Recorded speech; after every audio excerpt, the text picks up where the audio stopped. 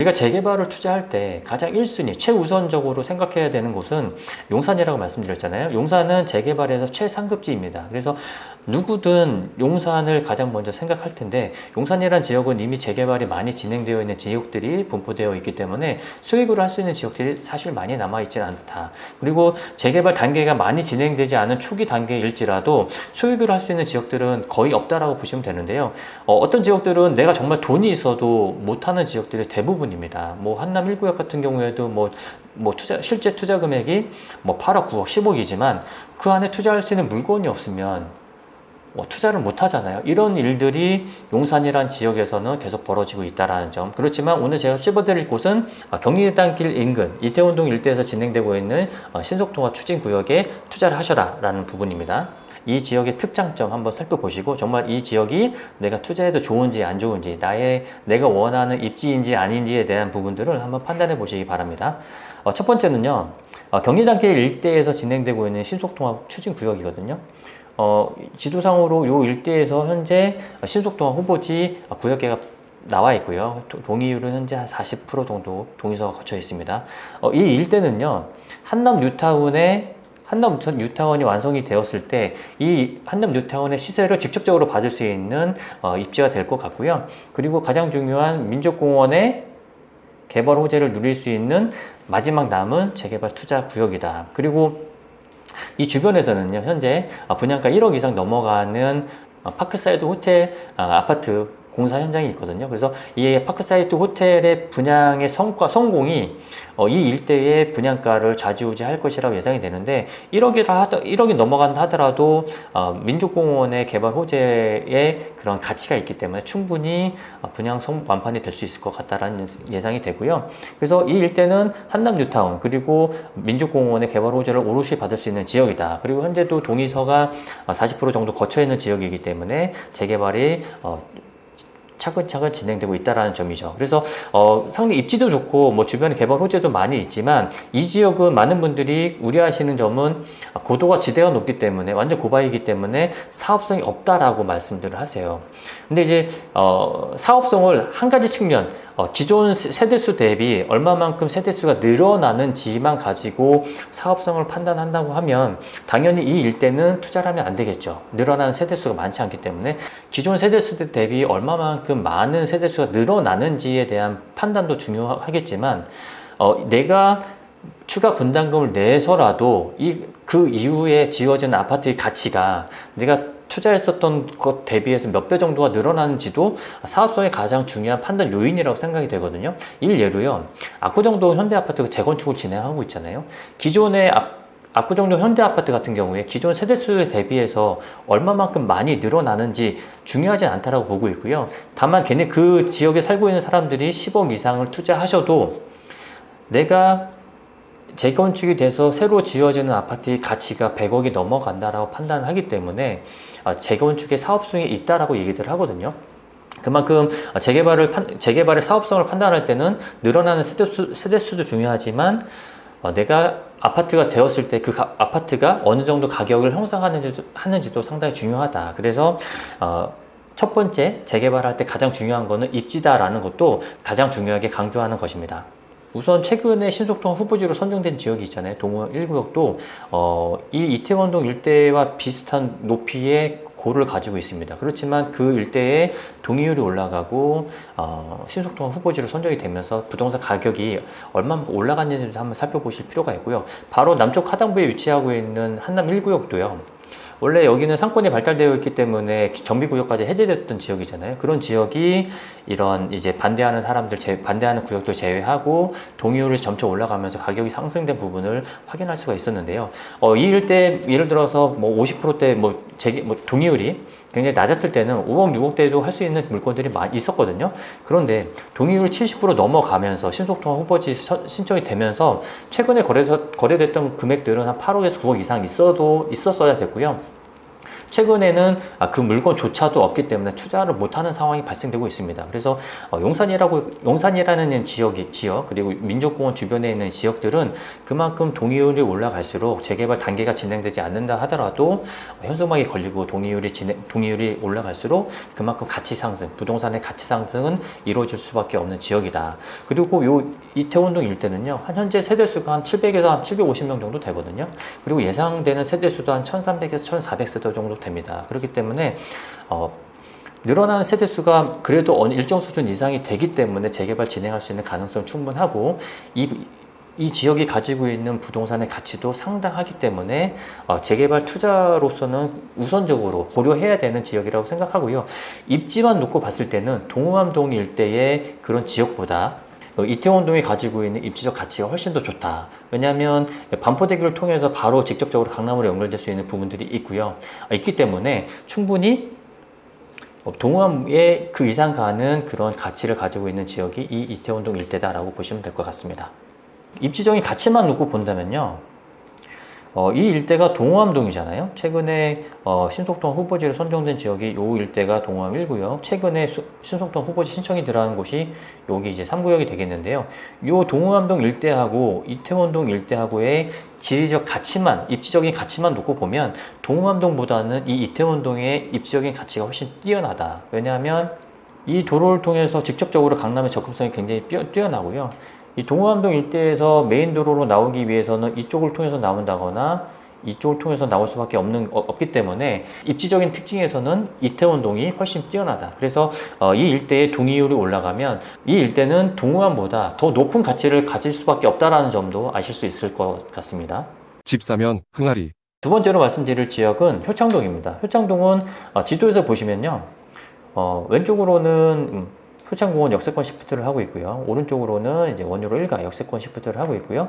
위쪽으로는 요 일대가 청파동 3가 모아타운으로 진행하고 있는 지역이죠. 그래서 지금 용산에서 재개발의 움직임이 전혀 없는 지역으로 남아있는 마지막 이 지역이 되겠습니다. 그래서 이 일대는요, 재개발의 노후도는 충족이 되어 있습니다. 모아타운 노후도는 충족이 되어 있지만 현재는 재개발의 움직임이 없기 때문에 가장 저렴한 금액으로 투자할 수 있다. 2억대 초반, 좋은 물건들은 1억대로 할 수 있는 물건들이 있을 수 있는데요.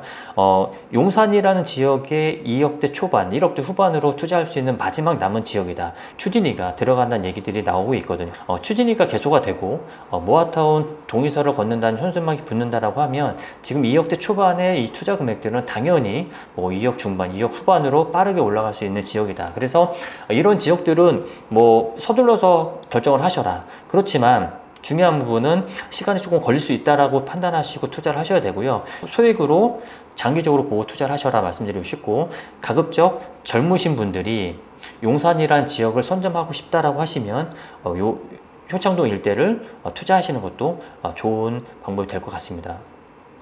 그리고 그 효창동 일대는 신축 빌라들이 조금씩 들어오는 부분들이 있거든요. 그래서 1월 10일 날 발표한 일시 대책의 혜택을 받을 수 있는 주택수에서 빠지기 때문에 주택수 중과를 피할 수 있는 신축 그 빌라들도 있다. 그 빌라들의 가격대가 5억 초반에서 5억 중반 정도에 형성되어 있고요. 이 일대도 숙대라든지 교통이 편리하기 때문에 전세가로는 2억 중반에서 2억 7천에서 2억 5천에서 2억 7천 정도 형성이 되어 있거든요. 그렇기 때문에 내가 실제 투자하는 금액들은 2억 초반에서 2억 중반을 넘어가지 않는다. 용산에서 이 정도 금액으로 투자할 수 있는 지역 살펴보면 없거든요. 이제 용산에서 마지막 남은 소액 투자처가 이 효창동 일대다라고 보시면 될 것 같고요. 다른 지역에 2억대 중반에 2억대 중반에서 후반으로 투자하시는 것보다 용산이라는 지역에 시간을 갖고 투자하신다면 효창동 일대는 가장 좋은 선택지가 될 것이다 라고 보시면 될 것 같습니다. 집 사면 흥하리.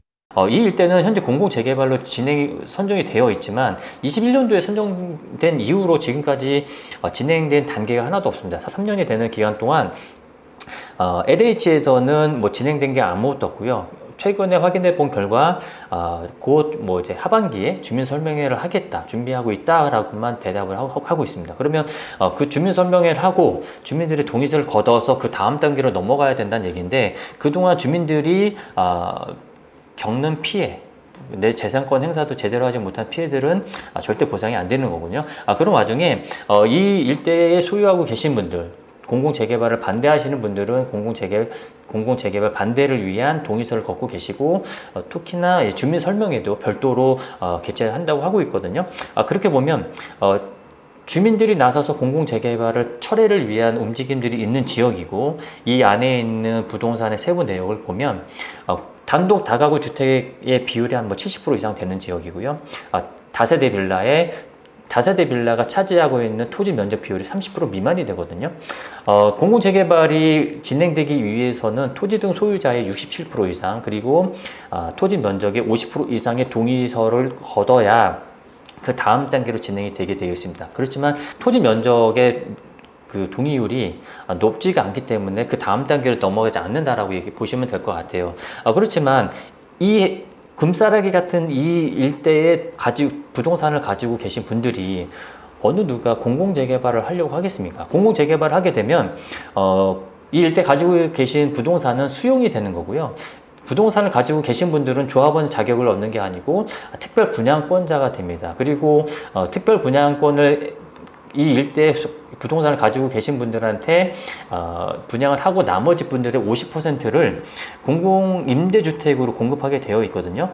내가 오랫동안 가지고 있던 내 재산을 뭐 공공아파트를 짓는데 이렇게 주는 그런 상황이 되기 때문에 어느 누구도 동의하지 않을 거다라고 생각이 되고, 특히나 공공재개발, 공공임대아파트가 들어오면 아시는 것처럼 아파트 가격이 많이 올라가지 않거든요. 예를 들어서 이 일대 민간 아파트가 들어오면 기본적으로 30평대는 30억에서 40억 이상 갈 수 있는 지역인데, 공공재개발, 공공아파트가 들어왔을 경우에 이 구역의 아파트 가격은 상당히 낮을 수밖에 없거든요. 뭐 3, 40억 했을 때 공공임대 아파트가 들어온다면 여기에 그 아파트 가격은 뭐 15억에서 20억 정도밖에 안 될 거기 때문에 어느 누구도 공공재개발을 찬성하지 않는다. 다만 다세대 빌라를 갖고 계신 분들이라면 뭐 민간 재개발이든 공공 재개발이든 아파트만 하나 받으면 된다라고 생각하시는 분들이 계시기 때문에 그런 분들은 뭐 어느 곳이든 찬성을 하겠지만, 단독 다가구를 갖고 계신 분들의 동의를 얻기는 상당히 어렵다. 그렇기 때문에 현재는 공공재개발 후보지로 선정이 되어 있어서 현금 청산의 리스크가 있다. 그렇지만 이거는 표면적으로 나타나는 리스크인 거고요. 이것을 세부적으로 들어가서 살펴보면 이 일대는 공공재개발이 되게 어렵다. 그렇다고 했으면 공공재개발이 안 되고 민간 재개발이 된다고 하면 현금 청산의 리스크는 없다. 그렇기 때문에 이 일대는 지금 가장 저렴한 금액으로 내가 마음대로 물건을 골라서 투자할 수 있다. 그렇지만 이 일대는 현재도 어떤 재개발을 할 수 있는 노후도도 충족한다. 그리고 입지도 상당히 좋다. 국제업무지구의 개발 호재를 누릴 수 있는 지역이다라고 보기 때문에 소액으로 투자하고 싶으신 분들, 그리고 용산에 투자하고 싶으신데 내가 금액이 좀 부족하다면 이 일대의 리스크를 조금 더 깊게 살펴보시고 상담 받아보시고, 그 리스크가 정말 큰 리스크인지 아니면 그냥 표면적으로 드러나 있는 리스크인지 그런 부분들을 판단해 보시고 투자를 하시는 것도 좋은 방법이 될 것 같습니다. 집 사면 흥하리. 원유로 3가는요, 국제업무지구 차량 주출입구의 바로 맞은편에 위치하고 있는 지역이고요. 차량 주출입구 사거리 코너에 위치한 구역이기 때문에 입지적인 가치가 상당히 뛰어나죠. 그리고 국제업무지구의 개발 호재를 가장 바로 받는 지역이고, 국제업무지구의 세부 개발 계획이 발표됐을 때 가장 먼저 움직였던 지역들이 원유로 3가였거든요. 그렇지만 지금 원유로 3가에 투자할 수 있는 물건들은 사실 많지 않다. 그리고 역세권 활성화를 진행하는 지역들의 물건들은 거의 없다. 상단부에 신속통합 진행하는 지역들은 1구역은 물건이 1개인가 2개밖에 없고요. 2구역만 조금 있다. 그렇지만 2구역은 다들 아시겠지만 문화재 때문에 사업성이 크지 않다라는 점이 있어서 투자자분들이 조금 꺼려하시는 지역이거든요. 그러면 원유로 3가에 내가 투자를 하기 위해서 어떻게 투자를 해야 되냐. 많은 분들은 빌라를 투자해서 아파트를 바꾸자 하시지만 투자할 수 있는 물건도 없고요. 투자 금액도 한 4억 정도, 4억 이상이 들어가거든요. 그러면 이 일대도 내가 소액으로 하려면 어떻게 해야 되냐? 그러면 틈새를 찾아야 되잖아요. 틈새로 어떻게 했을 때 아파트 입주권을 받던 아니면 어떤 다른 투자할 수 있는 방법들을 찾아야 되는 게 저는 맞다라고 생각하는데, 그 방법이 첫 번째는 근생 투자가 될 것이다. 근생은 1억대, 대출을 받았을 때는 1억대 중반까지로 원유로에 투자할 수 있는 방법이 있고요. 또 두 번째로는 빌라가 안 되면 오피스텔을 투자하시는 것도 방법이 될 것이다. 오피스텔 같은 경우에 대로변에 있는 오피스텔을 포함해서 구역을 정해야 역세권 활성화 재개발 사업이 되기 때문에 오피스텔을 투자하셔서 가져가셔라. 그리고 오피스텔이 차지하는 전체 소유자의 비율이 높기 때문에 오피스텔을 무시하고 못 갈 것이다. 그리고 오피스텔을 갖고 계신 분들의 니즈는 대부분 아파트 입주권을 받으려고 하실 거기 때문에 이 일대에 재개발이 됐을 때 아파트 입주권을 가져갈 수 있는 가능성이 상당히 높다. 그리고 오피스텔을 갖고 계신 분들은 자산가치 평가를 받을 때도 상당히 좋게 평가를 받을 수 있을 것이다. 단순하게 우리가 지분으로 평가를 하는 건 아니지만 지분을 가지고 얘기하면 앞쪽에 뭐 지분 2평, 3평의 가치는 뒤쪽에 뭐 일반 주거지역에 있는 집은 5평, 6평보다 더 높은 가치를 갖고 있거든요. 그리고 일반 공동주택보다는 오피스텔 같은 큰 건물의 자산가치 평가가 훨씬 더 높게 받기 때문에 오피스텔을 투자하셔서 가져가시는 것도 원효로 3가에 투자하실 수 있는 가장 좋은 틈새가 될 수 있을 것이다. 특히나 이 역세권 활성화가 진행되는 지역들은 기존 세대수 대비해서 2배 이상의 세대수가 나오고요. 입지적인 가치도 국제업무지구 바로 맞은편에 위치하고 있다. 그렇기 때문에 이 일대는 아파트를 받던 오피스텔을 받던 상가를 받던 어떠한 부동산을 갖고 있는다 하더라도 10년 후에는 가장 좋은 투자가 될 것이다 라고 생각이 됩니다. 집 사면 흥하리. 서울에서 재개발 진행이 가장 많이 이루어지고 있는 지역은 용산구고요. 용산구는 국제업무지구나 민족공원 같은 가장 큰 개발 호재가 집중되어 있는 곳이기 때문에 10년 후 2가지의 개발 호재가 마무리됐을 때 강남을 뛰어넘을 수 있는 가능성이 상당히 높은 지역이 되겠습니다. 재개발 투자하면 1순위는 용산이고요. 용산에 투자하고 싶으신 분들은 상당히 많습니다. 서울에 계신 분, 뭐 지방에 계신 분뿐만 아니라 외국에 계신 분들도 용산에 투자하고 싶으셔서 상당히 많이 문의를 주시는데요. 용산은 누구든 원하는 지역이지만 내가 가지고 있는 투자 금액이 용산에 투자하기 부족하신 분들도 많으십니다. 그렇지만 저는 이렇게 말씀드리고 싶습니다. 투자 자금이 부족하다라고 하면 그 안에서 내가 어떤 방식으로 투자를 해야 되는지에 대한 방법을 찾아야 된다.